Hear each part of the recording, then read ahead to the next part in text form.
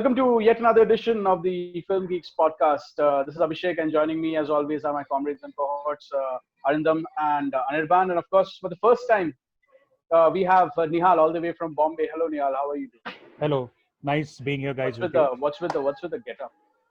What's getup? This is my home getup, man. Inflation इतना खराब हो गए, कपड़े भी उतर गए. समझ ही लो वैसे.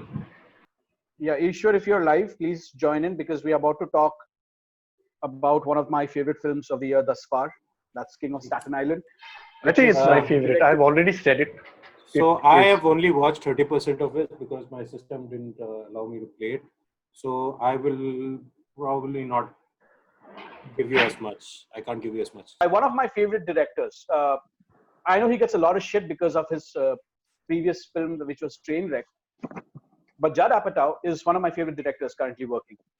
No one understands teenage angst or the growing up pains better than Judd Apatow, which explains why most of his filmography is the way it is. And I think it's not a spoiler to say that this is easily my favorite film of the year that I've watched thus far. Yeah, last night I thought I watched one, but this easily triumphs whatever I watched last night. And that's King of Staten Island, which is, as I mentioned, directed by Judd Apatow. From a screenplay by himself, Pete Davidson and Dave Cyrus. It stars Pete Davidson himself, Marissa Tomei, Bill Burr, Bel Powley, Maud Apatow, and Steve Buscemi. This movie is autobiographical. It's about Pete Davidson and how his life is currently, or what his life was before he landed the SNL gig. And it's about this slacker, right? Who has ADD. He thinks he has Crohn's disease, but I don't think he does. And it's never established that he does. He thinks he has that because he has ADD, and I think he has it in real life. Davidson has it in real life. In real life. Yeah. He has that in real life. And awareness. How he tries to get his life back on track after his sister moves away, and his mother starts dating this guy after 17 years after his dad passed. So it's a very poignant, real, one of the best coming of age movies that you'll watch. This should be the way, if you have to transition from a career in one form of media, like say you're a stand-up comic and you have to transition to becoming an actor, this should be the standard bearer. This is how it should be done. It was fantastic in my opinion. But before we get into it, Ishwar, since you've just joined, what were your thoughts about King of Staten Island? I have to say this, I was not expecting Pete Davidson to do that. Same. Was brilliant. I mean, I've seen the guy's SNL sketches. He comes across as the guy you hang out with, the stoner dude, the guy who makes really crass jokes, or, the kind of jokes that make you uncomfortable. And it's not like a lot changes, but I think I said somewhere there's a lot of sensitivity and sincerity and vulnerability by the way this guy goes about portraying himself, which makes it so relatable. And at the same time, I don't know, I mean, the guy just blew me away in a nutshell. Bill Burr and him bonding, wow. That was by far one of the best bonding sequences I've ever seen. And yeah, I mean, Davidson is this movie. He's basically the heart and soul of this movie. I get that it's biographical and that other actors could get a chance to shine. This guy carries the movie through and through. Arindam. Yeah. So this movie, I like Ishwar. I know Pete Davidson from SNL. He is that character who doesn't really try. Even in those sketches, you see he easily break. He is in the background. I think he carries much of the weight in SNL in the writing room rather than the acting room. So going in, I did not watch the trailer for this. I just knew that it had Judd Apatow. I didn't even know it had Bill Burr. I found out Bill Burr was in the podcast because he's promoting it on Joe Rogan's podcast. So I was like, what the fuck? I really need to check this out now. So going in, I did not expect Pete Davidson to turn out this performance. Like, it was so earnest, it was heartful. Whatever he was facing, because I have followed his journey, his real life journey through the drug addiction and whatever he was facing. And he starts off by saying, because I watched stand-up sets and his father's death here. His father died during 9/11, So that is front and center, and they address it right at the start of the movie. So right then I knew, like, I think this is a little autobiographical. But the way that things turn, the narrative, Judd Apatow's movies, the third act especially, they tend to be a little long. If you've seen his recent output like Trainwreck, etc. But here, I think it deserved it. The pacing of the movie didn't let you feel like something was stretched out, and just the cameos in between, like, these were nuggets that if you follow the New York comedy scene, it would be like you would love it. People like Rich Voss are just there in the background, like, they don't stand out. He's one of the customers in the show. That guy's a comedy legend. And then Machine Gun Kelly is there. Then there's Action Bronson in the movie. Yeah. So things like this that if you know that culture, you are rewarded. But even if you don't, they don't really stand out. Like, they don't stop the movie to say that, look, we have a famous person in this movie. I did not expect this level of performance from Bieber. I watched this before The Five Bloods, and I actually thought that this guy, he definitely deserves a Best Supporting Actor, because he plays a Bieber type character, but he isn't really that. He's basically playing Bieber. Bieber Is playing himself. He is, but right? And I mean it in a good way. I don't mean it in a negative way. The guy has like infinite amounts of patience to put up with the fuckery this guy. And what the best thing that I really appreciated about the movie, the editing was so good. They took takes in which the actors were breaking, because Bieber was making some crazy improvs. The part, there's a joke about how much one guy does so much cocaine, his face is in a Bolivian nickel. Things like this is like, this is improv by Bieber, and you saw people like Steve Buscemi just breaking apart and they kept those scenes in. And just because of that, it felt like very organic. The setups, especially the jokes, they weren't like, jokes. Just the perfect circumstances came to be. And this is like good screenwriting. I think they have the setup, they set it up really well. That peak happens, and then the joke hits you like out of nowhere. There are like setups about a 9-year-old getting a tattoo. Like that isn't something that you go in expecting into that scene. There's also a robbery taking place, and this guy who's supposed to be a lookout isn't looking out. So he calls that person. He's on Tinder. He's on Tinder. And then you listen to the Office theme playing as his ringtone. So like things like this, like a very well written, like somebody who is Judd Apatow could only write of things like this. These are not like jokes, okay? These are like well written, well crafted, like smartly put into a scene.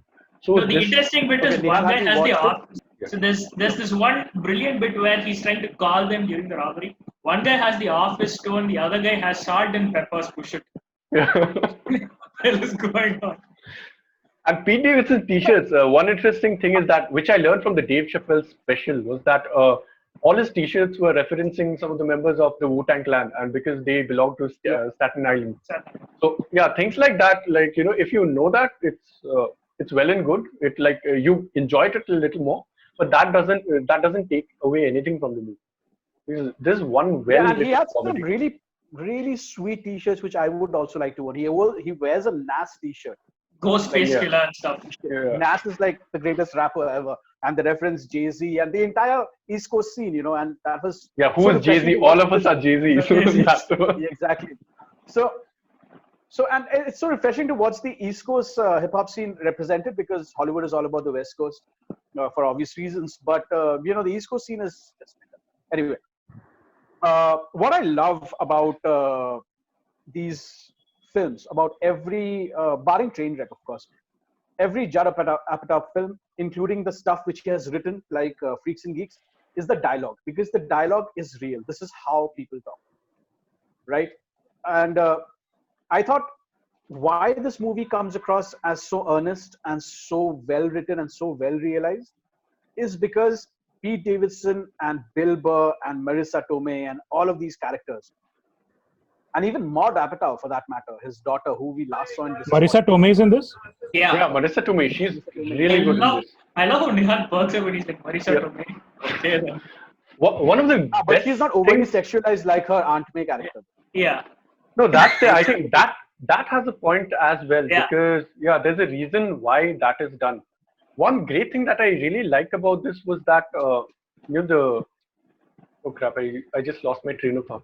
Yeah, because I was in between. So like I was saying, all of these characters speak like real people, right? And that makes it a much more uh, immersive experience. Because why should you care about a slacker?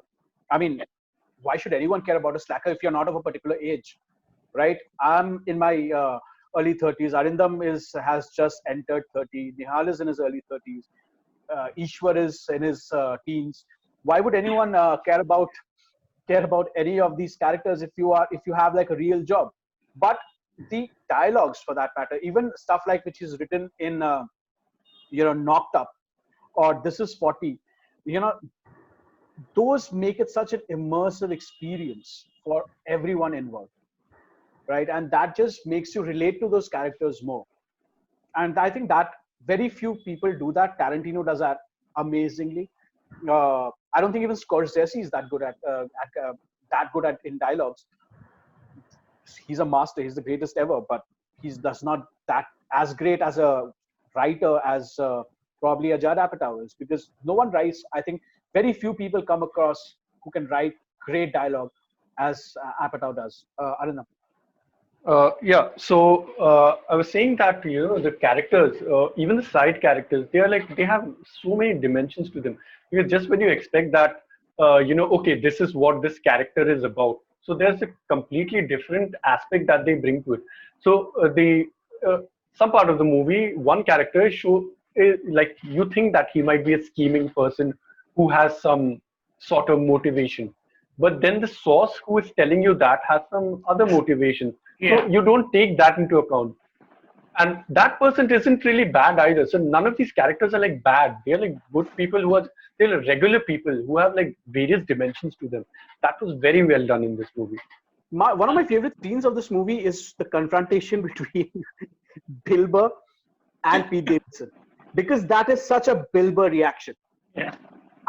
We have watched, I mean, at least Arindam and I have watched so much of Bill Burr's stand-up and his interviews and every podcast appearance, and I listen to his Monday morning podcast every Tuesday, and that is Bill Burr at its essence. He is perpetually angry, and angry not in a scary way, angry as like this guy who just flies off the handle. And Yeah. even when he Constantly is angry, irritated. he was like, Where's your son?" He was like, who the fuck are you? So yeah, that's like such a great Bill Burr thing, and God bless. I mean, honestly, one of the best. I mean, apart from Dave Chappelle, I think Bill Burr is the greatest living comedian right now. He's just the best. So there's actually this brilliant bit towards the end of the movie where Davidson actually has like this sort of confrontation with his own, I don't know, perspective of his dad in his head. The scene which I'm talking about, I'm pretty sure, the firehouse scene. The firehouse The, scene. the interesting bit is he makes a point where he's talking about, tell me about it. I'm actually humanizing him. I'm actually seeing him as something different for the very first time. And Davidson in that scene, it almost felt like he was, I don't know, dealing with his own demons or something, because, obviously this is a very real story to him. And watching him go through that process was watching him go through that scene was just fascinating. I was like, okay, Davidson's actually dealt with his loss in real life. How would he actually portray it on screen? Like, how would he bring that energy on screen? And the guy just blew me away. And the exchange that happens right after, when he's reconciled with his mother and stuff, he actually breaks down. I mean, it doesn't break down. It's like very subtle. When he says, "I miss dad," and his mom gets it. She finally gets it after so many years. There's also some lovely subversion that is taking place because you remember that there's a montage of him getting his act together. He cleans his station. He does this. He does that. So he goes back to his mother to show that he has become changed human being. Yeah. And then she asked him, "What have you done?" So he said, "I just cleaned. I did this." His shoulder hurts. And They don't even mention that this is something that a mother does every day. So right when there's that trope of how people get their act together, but right after that scene they totally subvert it. They break it up. They show how ridiculous it is. So there's just great writing through and through. This easily I think I think my favorite scene of the movie is the baseball game. When they go to the baseball game, and and they are talking about how his father was a hero and why firemen should be respected, and Pete Davidson just goes on a rant saying like, why should we fucking deify these people who don't come home to their children? They are saving people who don't give a shit about them, who take their jobs for granted. Why the fuck should I care? I don't give a this shit. was very personal. Like, Yeah, this was coming from very extremely personal. I'm pretty sure this is something which Pete Davidson himself has written. Yeah, he was one of the listed screenwriters. Yeah, I'm pretty sure he was one of the writers, and yeah, it came from a very, from a very personal space, and this is stuff like this, for me at least, lifts this movie up from say a Ladybug. This was like just immense, especially for someone who's followed Pete Davidson's career right from the roast of Ann Coulter. I thought this was a fantastic film. I don't think I'll watch a lot of films. I'm pretty sure there'll be great films which I'll watch throughout the year, but it'll be very hard for any film to top this off my list. To have this much heart in it. Exactly. Just the ending note, like we say on this podcast already, one movie has come up in which the ending the closing shot salvages the movie. This movie was already great, but the closing shot for this, there's something that happens to me. I mumble to myself when I hope that there is a point in which they cut off a movie. This happened last when I was watching Infinity War, in which when everybody disappeared, I was just hoping, please, directed by Dikado, like end the movie here. This will be the perfect note to end on. And the same thing happened to me here. As he was just turning around, they were showing that there's so much that he can do. The world is an open place. Like, just visually amazing stuff. I said, like, just cut to black over here. This will be perfect. And of course, that is what they do. The song that plays, Pursuit of Happiness by Kid Cudi, I think. It just ends on a perfect note. Like, very few movies can nail that ending to a T, and this one does. It's easily my most favorite movie of the year. Like, King of Staten Island isn't available for you to watch legally right now, but you can always, where you can get it. Yeah, Abhishek, closing thoughts. Yeah, you already downloaded and watched tonight. And because of the situation we find ourselves in, because of the COVID-19 situation, I'm pretty sure it'll come out streaming very, very soon, within like a couple of weeks. Do we have any comments with regards to that in the comment section, or are they just waffling on about absolutely nothing? It's just jokes at this point. Is it Perry? Yeah, I think Vinod has mentioned that his dad was a fireman who passed away in the World Trade Center attack. They dedicate. Also, if you have to watch, I don't know whose roast was it. I could be wrong, but it must be. It could have been Charlie Sheen, where I watched Pete Davidson for the first time. Full plane. It was, I think, Trump. It was Trump. It was Trump. No, it wasn't Charlie Sheen. Charlie Sheen's roast was Steve-O and Amy Schumer, where that moment came. No, but the joke is the soul plane thing, right? Snoop Dogg and Kevin Hart. The one that you're talking about. The one where Ann Coulter is there. The one with it's Trump, I think. I think it's Trump. No. Yeah, so Trump came way later. Okay, I think I know what Abhishek is referring to. Where they, that's like literally the first place that we watched it, because SNL. I don't think he was on SNL then. Is it the joke where he's talking about Soul Plane with Snoop Dogg? Oh, it was Rob Lowe. It was Rob Lowe. It was Rob Lowe. It was the roast of Rob Lowe, where he goes bananas on Ann Coulter because he just fucking ripped her a new asshole. Bieber. That was the first time I saw of Pete Davidson, and that's the first time I heard of him. And then when I did my research, I found out that this guy used to write jokes for the roasts. So this dude was immense, and every time Ann Coulter opened her mouth, he had something funny to say. It's Bieber. That was completely off the cuff. Justin Bieber. Was that Justin Bieber with Ann Coulter? It's the roast of Justin Bieber, yeah. Okay, so it could be roast of Justin Bieber, and it makes sense also, where he just went ballistic on Ann Coulter. So that is something which I would highly recommend you guys to check out. It's probably available on YouTube.